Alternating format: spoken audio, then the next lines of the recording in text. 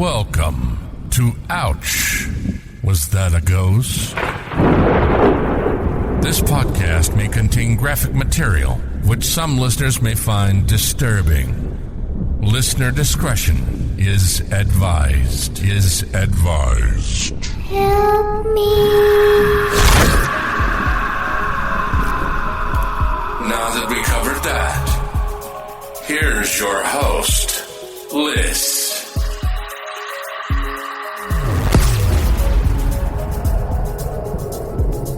Welcome back, everyone, to Ouch, Was That a Ghost? Thank you, all you amazing listeners that put up with me every week as I delve into the weird, dark, and the unknown. This is actually my first full redo because the audio was so bad the first time, so I hope this is a little bit better. I found this story because Katie, or Catherine, was telling me about haunted tours in Rhode Island, so I went down a little Rhode Island rabbit hole looking for the tour that she was talking about. This, unfortunately, was not the one, but this still is a very interesting short story about yet another New England craze. This takes place about 200 years after the Salem witch trial in Rhode Island, which, after King Philip's War, Rhode Island was taken over by the colonists and split up. Exeter being mainly I hate saying this word, it doesn't want to come out of my mouth, rural. So in the 1800s, it was a sparsely populated region. It had a bunch of mills, farms, villages for the residents, you know, the basic stuff, stores, schools, all that. So we're at the tail end of the 1800s in Exeter, Rhode Island. There lived the Brown family, which consisted of farmer George Brown and his wife, Mary Eliza, son Edwin, daughter Mary Olive, and daughter Mercy. Mary Eliza, who was the mother, became ill and quickly lost tons of weight and just withered away until passing in 1883. Right after Mary Eliza's passing, Mary Olive, the usually healthy 20-year-old daughter, became ill and shriveled away into a shell of herself, ultimately passing away 6 months after her mother. The family was being plagued with a mysterious illness that the local doctor diagnosed as consumption, or tuberculosis. It was called consumption because it almost consumes your body, which in this time period, the late 1800s, was the leading cause of death. At the end of the 1800s, about 1 in 7 would die of the disease. Not 1 in 7 people infected, 1 in 7 people would die of the disease. The disease still wasn't understood. The only thing that they just learned was that the disease was not genetic. It was a terrible disease. If you were infected, your symptoms could be fatigue, your lungs would kill, you'd be hacking up blood, you would just waste away. Doctors treated this with food, rest, and moving around outside. There's many articles of people riding horseback trying to cure themselves, like, you need antibiotics. In 1891, the Browns' son Edwin, described as, quote, a healthy lad, his health quickly went downhill, so he decided to go to a sanitarium, which I can't blame him. He just watched his mother and sister fade away and die. And this is a side note, me and my stupid side notes, I know.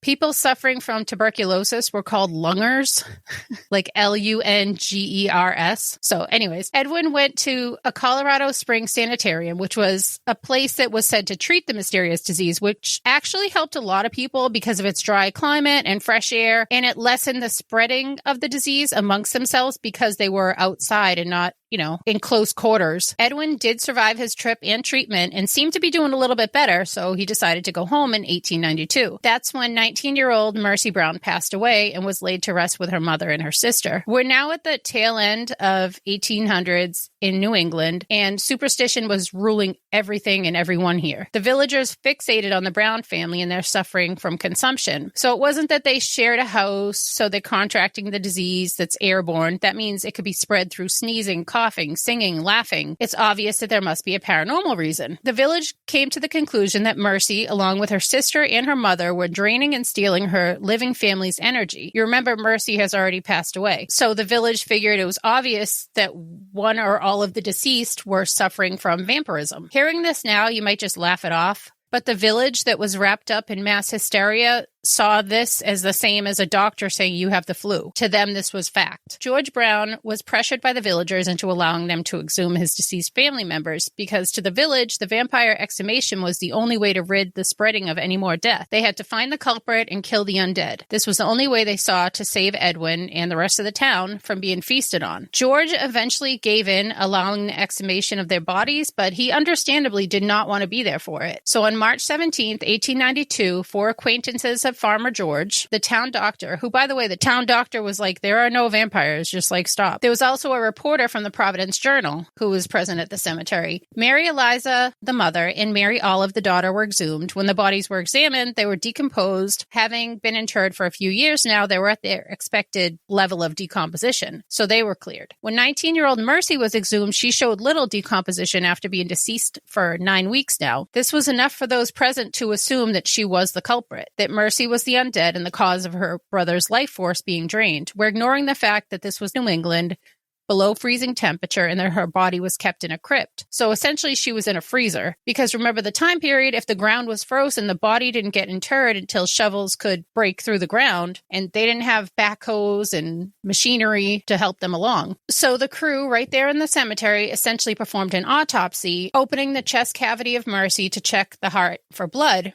When they found that she did still have blood in her heart, they were like, okay, so she's a vampire. The men claimed that Mercy moved from her original position, which could have been from the people moving the casket, or sadly, she could have been buried alive. That wasn't unheard of back then. They also said that her hair and nails grew, and the doctor was like, that's normal. So the guys were like, oh, okay, so what you're saying is she's a vampire and she's draining her brother's life force. Got it. So the superstition-driven ritual began. The next step was that they had to fully remove Mercy's heart. They placed it on a rock at the cemetery, which the rock is still there today, and the heart was burnt down to ashes. The ashes were then used to make a tonic, the tonic only consisted of the ashes of Mercy's heart in water. And then they forced Edwin to drink this, obviously to heal Edwin of his illness. 2 months later, 24-year-old Edwin died too. The reporter that was at Mercy's exhumation actually went on to write articles about what these residents were doing. This is kind of how her story got spread to the rest of the world. What was left of Mercy was reburied alongside her family. Farmer George never contracted consumption or tuberculosis, and he lived long enough to see a vaccine created to treat tuberculosis. George passed away in 1922. In Exeter, Rhode Island, at the Chestnut Hill Cemetery, you can find the graves of the Brown family in the Brown family plot. At Mercy's grave, grass does not grow in front of it. Maybe this is like an FU to the people of Exeter that disturbed her so much. Over the years, people have chipped away at her tombstone, and strangely, in 1996, someone actually stole the whole tombstone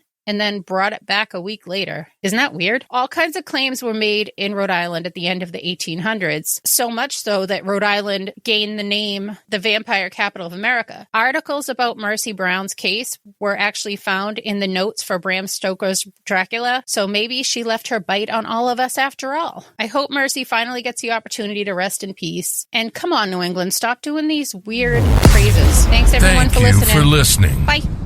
If you need more content or just want to help support the podcast, head on over to patreon.com and search Ouch, Was That a Ghost? If you need some snazzy merch, you can find it at crowdmade.com by searching Ouch, Was That a Ghost? If you have a story you'd like to share, you can email it to ouchwasthataghost@yahoo.com. You can also find us on Facebook and all the other social media platforms under Ouch, Was That a Ghost? Help me. All links can also be found on ouchwasthataghost.com.